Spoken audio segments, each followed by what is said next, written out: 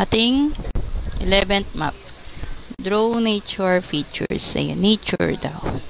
Then, ang ating categories, forest, grass, and bearland. So, itong category ang ating gagawin. So, first, ito yung nasa gitna. Gawin muna natin yung ating forest. Then, gagamit ako ng E tool. Or G. G na lang kasi, yan. Oop.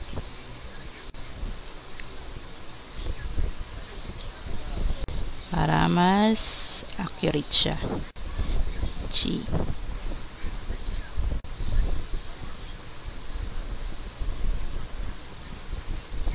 Yan. Then, nalabas ako. Ay, sorry. GG.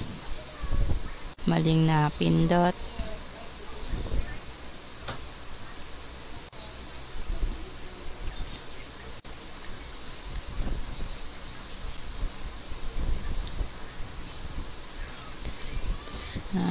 G lang yan.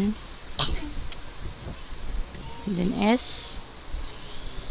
Then, ayan. Nilabel ko siya diretso sa labas, ha. Continuous. Then, hindi tayo magka-capture ng ganito ng nasa boundary, ha. Yung iba, nasa boundary talaga nagka-capture. Which is mali yun, ha. As much as possible, kung kayang ilagpas. Ilagpas natin sa boundary, then saka tayo maggamit ng clipper or ng ating Y tool. Yan. Then, nakalock na siya. Shift na ako ng E. Para magpipil na lang siya. E, spacebar, select. Ayan, di ba? Nakapil siya. Huwag kayong magli-label ng ganito, ha. Yung susundan nyo yung boundary, which is mali yan. Kasi magkakaroon ka ng error dyan. Kailangan use tayo ng fill tool. Ayan. E or kaya gumamit ka ng S, then Y tool sa dulo. Then next, ayan. Gawin natin ating forest. Ito, ginawa ko muna yung ating forest kasi, ayan, para mas madali nating ma-separate yung ating grass and ating bearland. This is grass. Ayan, kita naman may mga green. And this is bearland kasi, ayan. Obviously, nasa ground na lang siya, lupa na lang talaga. Bakit ko nga pala nilabel na una yung forest? Para madali nating ipil. First, yung grass. Click ko yung E, ating fill tool, E. Select ako dito, spacebar.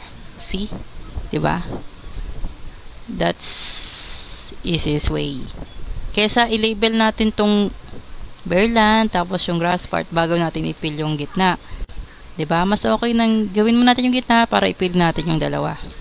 Pero it's harder sa inyo kung saan kayo mas comfortable. 'Di ba?